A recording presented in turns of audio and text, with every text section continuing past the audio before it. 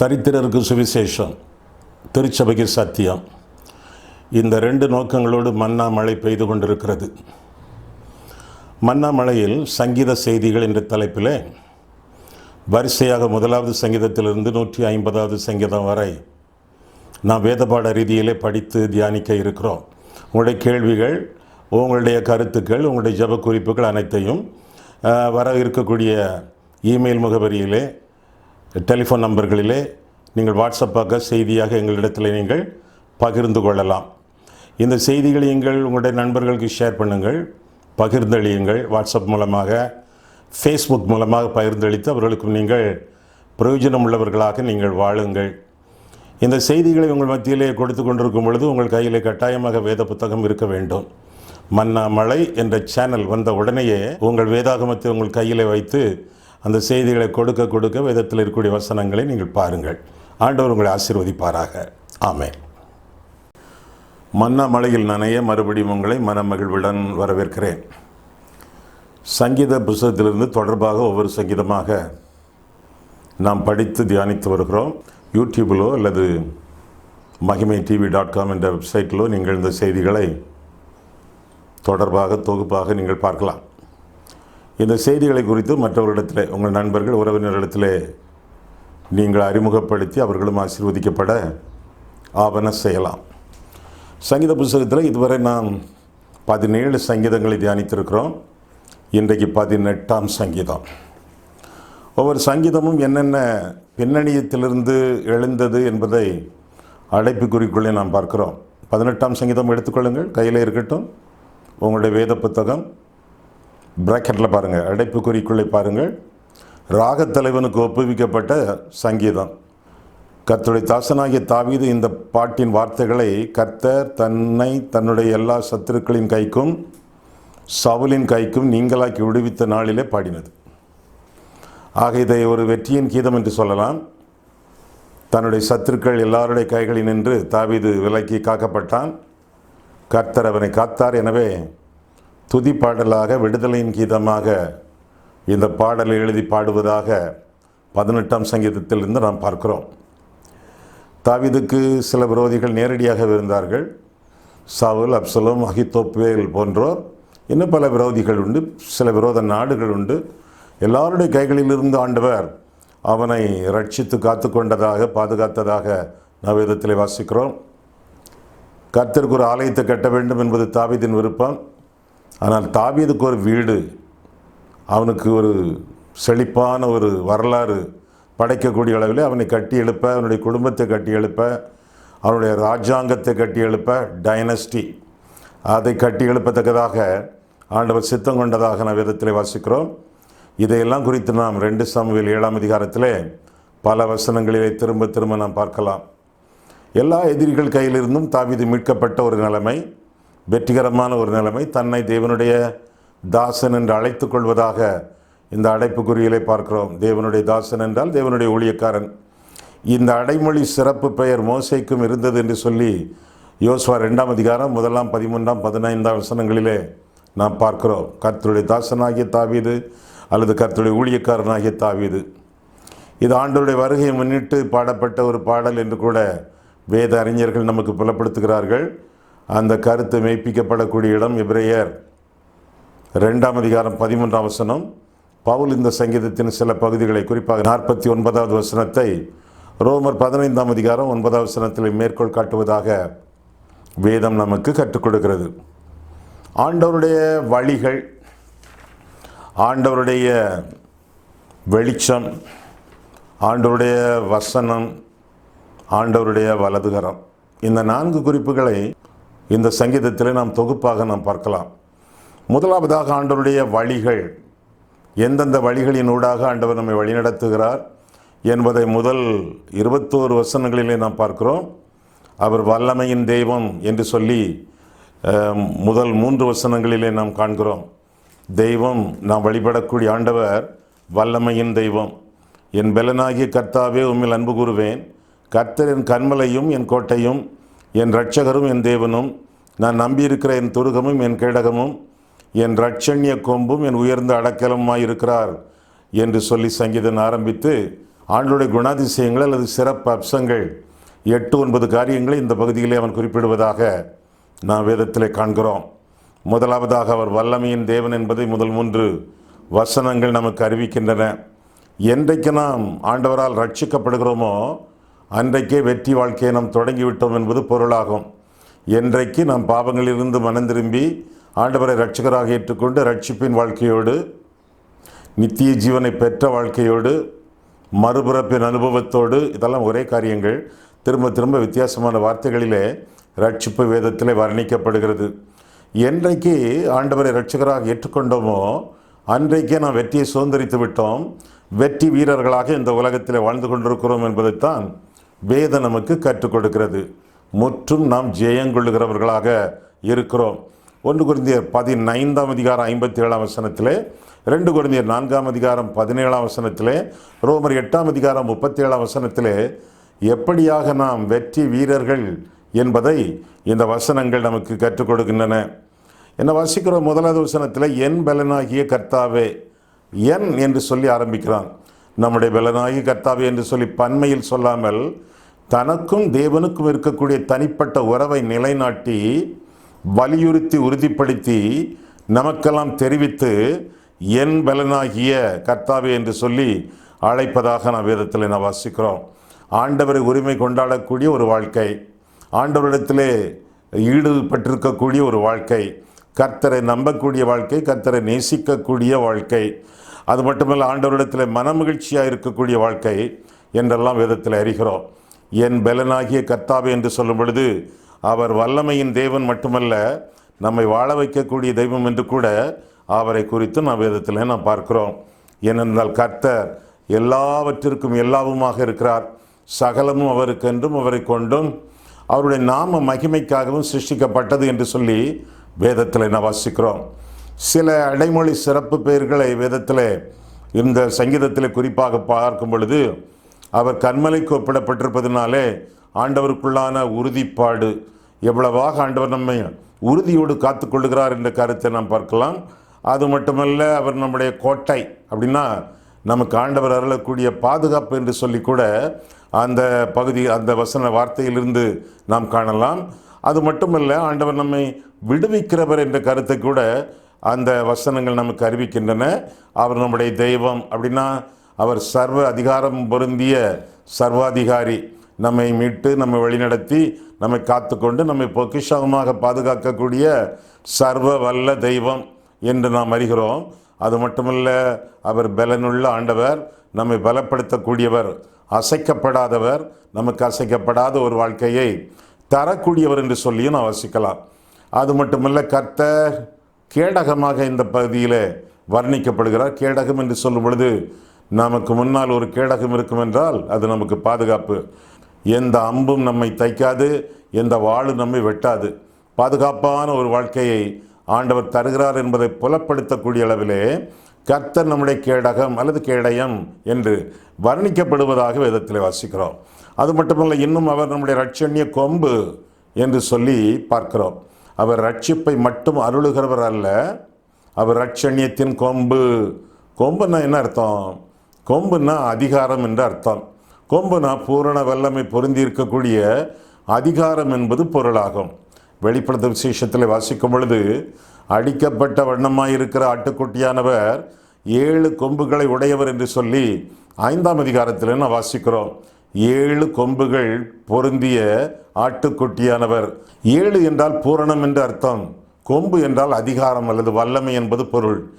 7 கொம்புகள் என்றால் பூரண வல்லமை அல்லது பூரண அதிகாரம் என்று சொல்லி வேதம் கற்றுக் கொடுக்கிறது.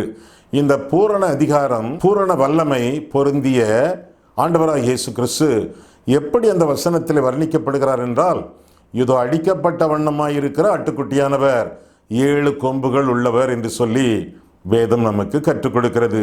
பூரண வல்லமை பொருந்தி இருக்க காரணம் என்ன? காரணம் என்ன என்று பார்க்கும் பொழுது அவர் அடிக்கப்பட்ட ஆட்டுக்குட்டியானவர், முள்ளுகளிலே வல்லமை, பாடுகளிலே வல்லமை என்று சொல்லி வேதம் நமக்கு கற்றுக் கொடுக்கிறது. அநேக வேளைகளிலே பிரச்சனைகள் பாடுகளினூடாக ஆண்டவர் நம்மை தமிழத்தில் இழுத்துக்கொண்டு பயிற்சி செய்யும் பொழுது, எனக்கு இந்த பயிற்சி வேண்டாம், எனக்கு இந்த பாடு வேண்டாம், எனக்கு இந்த கஷ்டம் வேண்டாம் என்று சொல்லி அவற்றையெல்லாம் புறந்தள்ளி உலக பிரகாரமாக நலமாக நன்றாக இருக்க ஆசைப்படுகிறோமா? அந்த ஆசை தவறில்லை, ஆனால் அது கூடாத ஆசை. ஏனென்றால் வேதம் தெளிவாக சொல்லுகிறது, வல்லமை என்பது முள்ளுகளின் அனுபவத்திலே, பாடுகளின் அனுபவத்திலே. பவுல் சொல்லுகிறானே 2 கொரிந்தியர் 12 எனக்கு வெளிப்படுத்தப்பட்ட மேன்மை நிமித்தம் நான் என்னை உயர்த்தாதபடிக்கு என் சரீரத்திலே ஒரு முள் கொடுக்கப்பட்டிருக்கிறது. அது என்னை குட்டுகிற சாத்தானுடைய தூதனாக இருக்கிறது. அதை என்னை விட்டு நீங்கும்படி நான் கர்த்தரிடத்திலே வேண்டிக் கொண்டேன். அதற்கவர், என் கிருபை உனக்கு போதும், உன் பலவீனத்திலே, கவனிக்கீங்களா, உன் பலவீனத்திலே என் பலன் பரிபூர்ணமாக விளங்கும் என்று சொன்னார் என்று வாசிக்கிறோம். ஆக பூரணமான வல்லமை நம்மிலே பொருந்தி இருக்க வேண்டும் என்றால் முள்ளுகளின் அனுபவங்கள், பாடுகளின் அனுபவம் நமக்கு உண்டு என்று சொல்லி வேதம் நமக்கு கற்றுக் கொடுக்கிறது. அவர் வல்லமை உள்ள தெய்வம் மட்டுமல்ல, அவர் அன்புள்ள தெய்வம் என்று சொல்லி கூட அந்த அதிகாரத்தில் நாம் பார்க்கிறோம். அப்போ ஆண்டவர் அன்புள்ள தெய்வம் என்பதனாலே நாம் அவரிடத்திலே அன்பு கூற வேண்டியது நம்முடைய கடமையாகும். சங்கீதம் இப்படி ஆரம்பிக்கிறது, 18ஆம் சங்கீதம் 1ஆம் வசனம் மீண்டும் பாருங்கள். என் பலனாகிய கர்த்தாவே, உம்மில் அன்பு கூறுவேன். நாம் அன்பு கூற வேண்டும். ஆண்டவர் நம் மேல் வைத்திருக்கிறார் என்ற அவருடைய அன்புக்கு நாம் எந்த விதமான சந்தேகமும் படவில்லை. தேவன் அன்பாகவே இருக்கிறார், அது நமக்கு நன்றாக தெரியும். அன்புள்ளவர் என்பதனால்தான் ஆண்டவர் நம்மை படைத்தார். அன்புள்ளவர் என்பதனால்தான் நம் பாவங்களுக்காக மரித்தார், நம்மை மீட்டார். அன்புள்ளவர் என்பதற்காகத்தான் ஆண்டவர் மரித்து உயிர்த்து நமக்குள்ளே வாசம் பண்ண அவர் விளங்குகிறார். இப்படியெல்லாம் தெய்வ அன்பை குறித்து நமக்கு சந்தேகம் இல்லவே இல்லை. ஆனால் ஒரு சந்தேகம் என்ன? அன்பு கூறும் ஆண்டவரிடத்திலே நாம் அன்பு கூறுகிறோமா? அதுதான் முக்கியமான கேள்வி. ஐயா, ஆண்டவரிடத்திலே அன்பு கூறுதல் என்றால் என்ன? அவருடைய கற்பனைகளுக்கு கீழ்ப்படிவதே அன்பு கூறுவது என்று சொல்லி 1 யோவான் 3ஆம் அதிகாரத்திலே வாசிக்கிறோம். எவ்வளவு தூரம் நாம் ஆண்டவருக்கு கீழ்ப்படுகிறோமோ அவ்வளவு தூரம் ஆண்டவரை நாம் நேசிக்கிறோம் என்பது பொருளாகும். அது மட்டுமல்ல, மற்றவர்களிடத்தில் காட்டக்கூடிய கரிசனை, ஆண்டவர் நம் மேல் வைத்த கரிசனையை மற்றவர்களிடத்தில் நாம் வைக்க விரும்புகிறார். அடுத்தவர்களை சிநேகித்து வாழும் பொழுது, அவர்களுக்கு உதவிகள் செய்யும் பொழுது, அவர்களுக்காக நாம் ஜெபிக்கும் பொழுது, உற்ற வேளையிலே அவர்களுக்கு நாம் உதவிகள் செய்யும் பொழுது, அவருடைய கஷ்ட காலத்திலே அவர்களோடு நிற்கும் பொழுது, ஆக கரிசனையை காட்டுகிறவர்கள் அவர்களிடத்தில் மட்டுமல்ல தெய்வத்திடத்திலும் அன்பு கூறுகிறார்கள். கண்ட சகோதரனிடத்தில் அன்பு கூறாதவன் காணாத கர்த்தரிடத்தில் அன்பு கூறுவது எப்படி என்று வாசிக்கிறோமே. கண்ட சகோதர சகோதரிகளிடத்திலே நாம் அன்பு கூறும் பொழுது கர்த்தரிடத்தில் அன்பு கூர்ந்து கொண்டிருக்கிறோம் என்பதை அறிய கடமைப்பட்டிருக்கிறோம். ஆக முதலாவதாக கற்பனை, 2ஆவதாக கரிசனை, 3ஆவதாக காணிக்கை. அன்பில்லாமல் கொடுக்கலாம், ஆனால் கொடுக்காமல் அன்பை காட்ட முடியாது. தெய்வம் இவ்வளவாய் உலகத்தில் அன்பு கூர்ந்தார். எப்படி அன்பு கூர்ந்தார்? தம்முடைய ஒரே பேரான குமாரனை தந்தருளி கொடுத்து அன்பு கூர்ந்தார். கொடுக்காமல் அன்பை காட்டவே முடியாது. ஆமாம், ஆண்டவர் பேரில் உங்களுக்கு எவ்வளவு அன்பு என்பது ஆண்டவருக்காக, ஆண்டவருடைய ஊழியத்திற்காக நீங்கள் எவ்வளவு கொடுக்கிறீர்கள் என்பதுதான் நிச்சயமாக அது புலனாகும் என்று சொல்லி வேதம் நமக்கு கற்றுக் கொடுக்கிறது. அவர் நம்மிடத்திலே முந்தி அன்பு கூர்ந்ததால் நாமும் அவரிடத்தில் அன்பு கூற கடமைப்பட்டிருக்கிறோம் என்று சொல்லி 1 யோவான் 4ஆம் அதிகாரம் 19ஆம் வசனத்திலே நாம் பார்க்கிறோம். அது மட்டுமல்ல, மரண பயம் இல்லாமலும் ஆண்டவர் நம்மை வழி நடத்துகிறார். மரண பயம் யாருக்காவது இருக்கா? செய்தியை கேட்டுக்கொண்டிருக்கிறீர்களே, உங்களுக்கு மரண பயம் உண்டா? இன்றைக்கு நீங்கள் மரித்தாலும் ஆண்டவருடைய சமூகத்தில் எடுத்துக்கொள்ளப்படுவோம் என்ற நம்பிக்கை உங்களுக்கு உண்டா? அந்த நம்பிக்கை இல்லாவிட்டால் நாம் வாழ்ந்து என்ன பிரயோஜனம்? மரண பயம் கூட இல்லாமல் அதற்கு நீங்களாக்கி நம்மை ரட்சித்து வாழ விரும்புகிறார் என்று சொல்லி வேதத்தில் வாசிக்கிறோம். மரணம் என்பது ஒரு நித்திரை. எங்கே கண்களை மூடுகிறோம், அங்கே கண்களை திறக்கிறோம். மரணம் துக்கமான ஒரு அனுபவம் அல்ல. மரணம் என்பது ஒரு பாதுகாப்பான, ஒரு ஆசீர்வாதமான அனுபவம். கிறிஸ்து எனக்கு ஜீவன் என்பதனாலே சாவு எனக்கு ஆதாயம் என்று சொல்லி பவுல் அறிவிப்பதாக வேதத்தில் வாசிக்கிறோம். மரணம் என்பது ஒரு இடமாற்றம். நம்முடைய சொந்த ஊரிலிருந்து அந்த ஊருக்கு நம்முடைய குடியிருப்பு பரலோகம் என்று வேதத்தில் வாசிக்கிறோமே, அந்த குடியிருப்புக்கு செல்லத்தக்கதாக மரணம் நமக்கு வழிவகுக்கிறது. அது மட்டுமல்ல, மரணம் என்பது ஒரு மோட்டார் கார் போல, அல்லது ஒரு பஸ் போல, அல்லது ஒரு ட்ரெயின் போல, அல்லது ஒரு பைக் போல மரணம் இந்த உலகத்திலிருந்து அந்த உலகத்திற்கு நம்மை கொண்டு செல்லக்கூடிய ஒரு வாகனம் அல்லது ஒரு விமானம். இதுதான் மரணம் என்று சொல்லி நாம் எண்ணி வாழ வேண்டும். அது மட்டுமல்ல, மயக்க மருந்து. மரணம் என்பது ஒரு மயக்க மருந்து.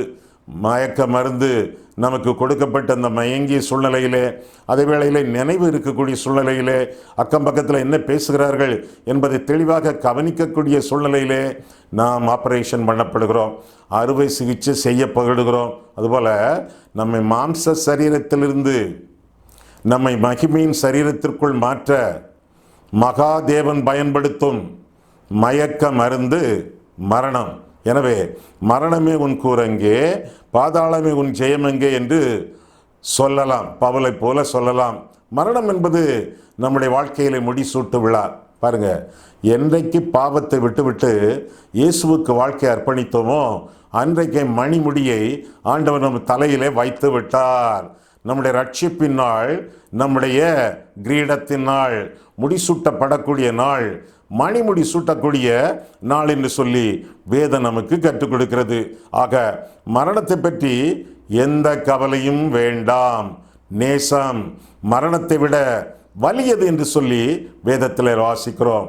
எவ்வளவு தூரம் ஆண்டவருக்குள்ளான பசுத்தாவியானவருடைய அன்போடு இந்த உலகத்தில் நாம் ஜீவித்து கொண்டிருக்கிறோமோ அந்த அளவுக்கு வாழ்க்கையில நிச்சயத்தோடு நிம்மதியோடு வாழ்வோம். மரண கட்டுகள், பாதாள கண்ணிகள், மரண அவஸ்தைகள், துர்ச்சன பிரவாகம், இதையெல்லாம் பற்றி வேதத்தில் இந்த பகுதிகளில் நாம் வாசிக்கிறோம். ஆனால் ஆண்டவர் நமக்கு விடுதலை தந்து அந்த விடுதலையின் வல்லமையோடு நம்மை வழிநடத்துகிறார் என்பதைத்தான் 6ஆம் வசனம் முதலாக நாம் பார்க்கிறோம். கர்த்தர் தாவீதை சகல சத்துருக்களின் கைகளில் நின்று மீட்டுக் கொண்டது போல நம்மையும் ஆண்டவர் மீட்டுக் கொள்வார் என்பதை வேதத்திலிருந்து நாம் தெளிவாக விளங்கிக் கொள்கிறோம்.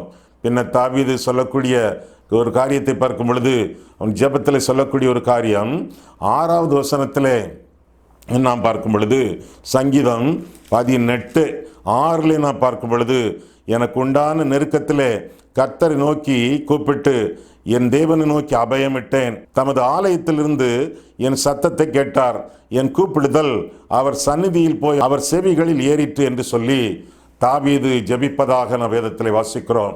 கர்த்தரை நோக்கி அபயமிட்டேன், கர்த்தர் காரியத்தை வாய்க்க பண்ணினார், எனக்கு விடுதலை கொடுத்தார், விசாலத்தில் வைத்தார் என்று தொடர்ந்து சொல்கிறான். அவனுக்கு கிடைத்தது என்ன? நீதிக்கு தக்கதாக பலன் கிடைத்தது, கைகளின் சுத்தத்திற்கு தக்கதாக பலன் கிடைத்தது. ஆண்டவருடைய சமூகத்திலே பதிலும் பலனும் கிடைத்து வாழும் பொழுது அது எப்படி ஒரு பாக்கியமான வாழ்க்கையாக இருக்கும். அந்த வாழ்க்கை வாழத்தக்கதாக ஆண்டவரை சொந்தமாக ஏற்றுக்கொண்டு வாழ வேண்டியது நம்முடைய கடமையாகும். வாழ்க்கையில் நாம் பெற்ற வெற்றிகள் பெற்றுக்கொண்டிருக்கக்கூடிய வெற்றிகள் எல்லாவற்றிற்கும் அடிப்படை இயேசுவானவர். ஆண்டவராக இயேசு கிறிஸ்து விடுதலை நாயகர், வெற்றியை தருகிறார். எல்லா விதமான வெற்றிகளுக்கும் காரணம் தெய்வம், ஆண்டவராகிய இயேசு கிறிஸ்து என்பதை புரிந்து கொண்டு இந்த உலகத்திலே வாழ்வோம். ஆக முதலாவதாக நாம் சிந்தித்த ஒரு காரியம் என்னவென்றால் கர்த்தருடைய வழிகள். இரண்டாவதாக கர்த்தருடைய வெளிச்சம். ஆண்டவருடைய வெளிச்சம், ஆண்டவருடைய விளக்கு. அதை கேள்விப்பட்ட உடனேயே, அறிந்த உடனேயே நான் வேதத்தை பற்றி பேசப் போகிறேன் என்பது உங்களுக்கு தெரிந்திருக்கும். 22ஆம் வசனம் முதல் 29ஆம் வசனம் வரை நாம் 18ஆம் சங்கீதத்திலே பார்க்கும் பொழுது 22ஆம் வசனம் முதல் நாம் காண்கையிலே, அவருடைய நியாயங்களை எல்லாம் எனக்கு முன்பாக நிறுத்தினேன், அவருடைய பிரமாணங்களை நான் தள்ளி போடவில்லை, அவர் முன்பாக நான் மன உண்மையாயிருந்து என் துர்க்குணத்திற்கு என்னை விலக்கி காத்துக்கொண்டேன். ஆகையால் கர்த்தரை நீதிக்கும் தம்முடைய கண்களுக்கு முன்னிருக்கிற என் கைகளின் சுத்தத்திற்கும் தக்கதாக பலனளித்தார். தயவுள்ளவனுக்கு நீர் தயவுள்ளவராகவும், உத்தமனுக்கு நீர் உத்தமராகவும், புனிதனுக்கு நீர் புனிதராகவும், மாறுபாடுள்ளவனுக்கு நீர் மாறுபடுகிறவராகவும் தோன்றுவீர். கர்த்தர் நல்லவர் தான், ஆனால் அவரவருடைய குணாதிசயத்திற்கு ஏற்ப ஆண்டவர் வித்தியாசமாக தோற்றமளிப்பதாக நாம் வேதத்திலே வாசிக்கிறோம். கர்த்தர் நல்லவர், கர்த்தர் நல்லவர் என்பதை ருசித்து பாருங்கள். தேவரீர் 27 வசனம். தேவரீர் சிறுமைப்பட்ட ஜனத்தை ரட்சிப்பீர், மேட்டிமையான கண்களை தாழ்த்துவீர். தேவரீர் என் விளக்கை ஏற்றுவீர், என் தேவனாய் கர்த்தர் என் இருளை வெளிச்சமாக்குவார் என்றெல்லாம் சொல்லி வேதத்தில் வாசிக்கிறோம். ஆண்டவர் இருளை நீக்குகிறவர், ரட்சிப்பை தரக்கூடியவர். நம்முடைய வாழ்க்கையிலே ஒளிமயமான எதிர்காலத்தை ஒவ்வொரு நாளும் கட்டளையிடக்கூடியவர் என்று சொல்லித்தான் இந்த பகுதியிலே நான் வாசிக்கிறோம். ஆக வெளிச்சத்தில் நடக்கக்கூடிய வாழ்க்கை நமக்கு வேண்டுமென்றால் முதலாவதாக கீழ்ப்படிய வேண்டும். எல்லா காரியத்திலும் மேற்படிக்கு முதற்படி கீழ்ப்படி என்று சொல்வார்கள்.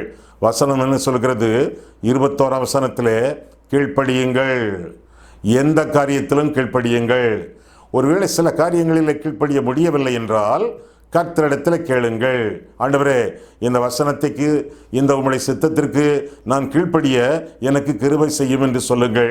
இரண்டாவதாக 22 வசனம், நியாயத்தை செய்யுங்கள் என்று பார்க்கிறோம். உங்களுக்கு தெரியும் நன்மை எது, தீமை எது, நியாயம் எது, அநியாயம் எது, எல்லாம் உங்களுக்கு நன்றாக தெரியும், உங்களுக்கே தெரியும். இரண்டாவதாக உங்களுடைய மனசாட்சி உங்களுக்கு சொல்லும். மூன்றாவதாக ஆவியானவர் உங்களுக்கு திருவுளம் பெற்றுவார். நான்காவதாக வசன வெளிச்சம் உங்களுக்கு அறிவிக்கும். ஏராளமான ஏதுக்கள் வெளிச்சத்தில் நீங்கள் நடத்தப்படுவதற்கு பயன்படக்கூடிய காரணிகள். ஆக முதலாவதாக கீழ்ப்படியுங்கள், இரண்டாவதாக நியாயத்தை செய்யுங்கள், மூன்றாவதாக மன உண்மையாய் இருங்கள் என்று சொல்லி 23 வசனத்தில் என்ன வாசிக்கிறோம்? மனதிலே உண்மை, வெளியரங்கமான உண்மை அல்ல, கிரியையிலே உண்மை அல்ல, சொற்களிலே உண்மை அல்ல, அதற்கு மிஞ்சிய உண்மை மன உண்மை.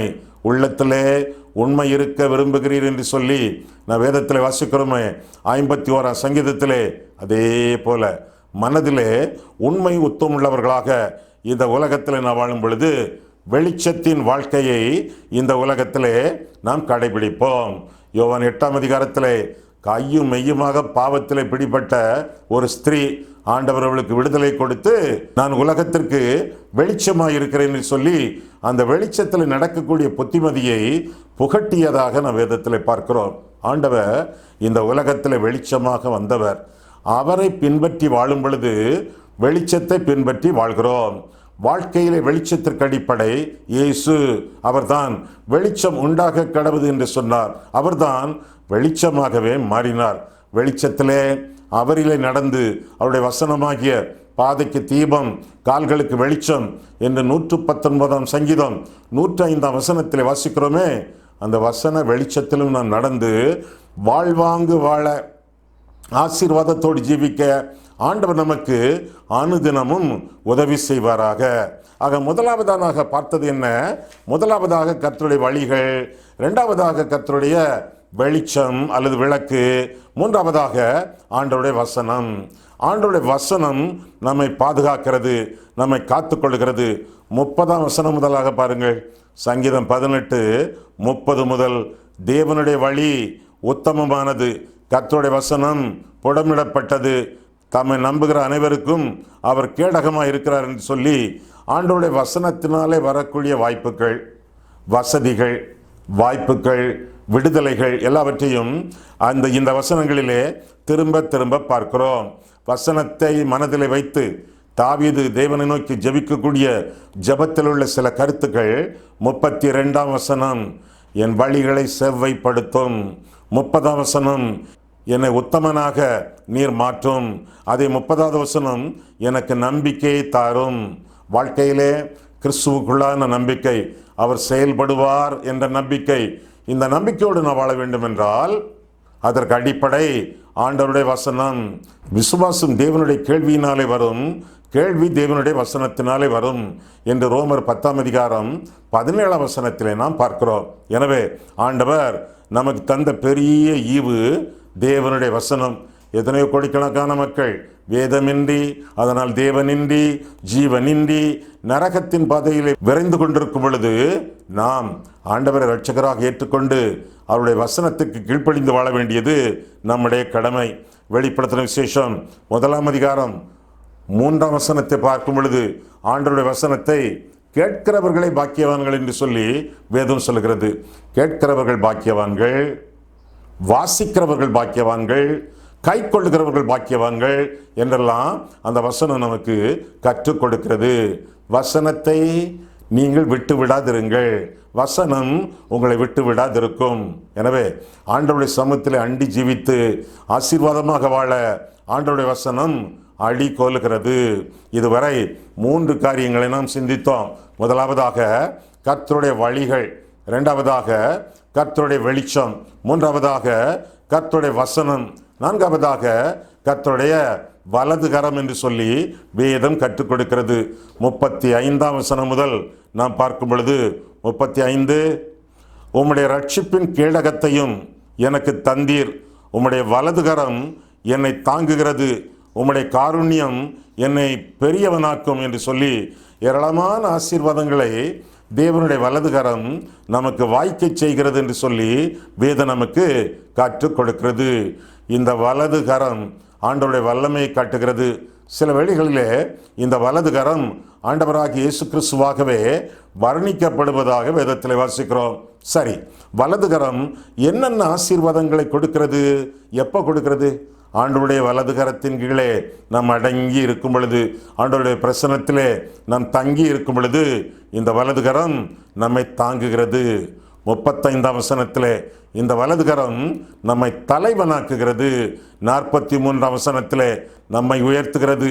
யோசேப்பை உயர்த்தினது போல, மொர்தெக்காயை உயர்த்தினது போல, மோசேயை உயர்த்தினது போல ஆண்டவர் புழுதியில் கடந்த நம்மை, சாக்கடையில் புரண்ட நம்மை, செப்டிக் டேங்கில் மிதந்த நம்மை ஆண்டவர் கழுவி சுத்திகரித்து பரிசுத்தப்படுத்தி ராஜாக்களாக, ஆசாரியர்களாக மாற்றி உயர்த்தி இருக்கிறார். ஆக முதலாவதாக தாங்குகிறது, இரண்டாவதாக தலைவர்களாக்குகிறது, மூன்றாவதாக தப்புவிக்கிறது. 48ஆம் வசனத்தை பார்க்கும் பொழுது ஆண்டவருடைய பிரசன்னம், ஆண்டவருடைய வசனம், ஆண்டவருடைய வலதுகரம் இதெல்லாம் நம்மை தப்புவிக்கிறது என்று சொல்லி வேதம் நமக்கு கற்றுக் கொடுக்கிறது.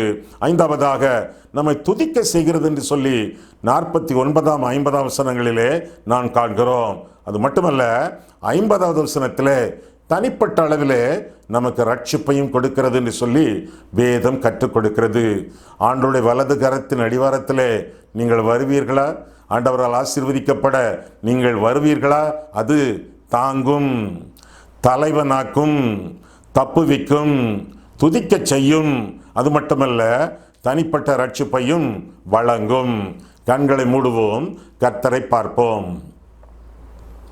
எங்களை நேசிக்கிற பரிசுத்தமுள்ள ஆண்டவரே, எங்களுடைய வாழ்க்கையிலே நாங்கள் எழும்பி பிரகாசிக்கத்தக்கதாக அவ்வப்போது நலமான செய்திகளை நீர் எங்களுக்கு நல்குகிறீர். அதற்காக உமக்கு நன்றி செலுத்துகிறோம் சுவாமி. உம்முடைய கிருபையினாலே, உம்முடைய பலத்தினாலே உம்முடைய வழிகள் எங்களுக்கு பிரயோஜனமாக, ஆசீர்வாதமாக உண்டு ஆண்டவரே. உம்முடைய வசனத்தின் வெளிச்சத்திலே நீர் எங்களை ஒவ்வொரு நாளும் நடத்துவீர் ஆண்டவரே. உம்முடைய வலதுகரம் எங்களை தாங்கி வழிநடத்தும் பொழுது எங்களுடைய ஜீவனுள்ள நாளெல்லாம் நன்மைதான் எங்களை தொடரும், கிருபைதான் எங்களை தொடரும். அதற்காக ஸ்தோத்திரம் ஆண்டவரே. இயேசு கிறிஸ்துவின் நாமத்தில் ஜெபிக்கிறோம் பிதாவே, ஆமென்.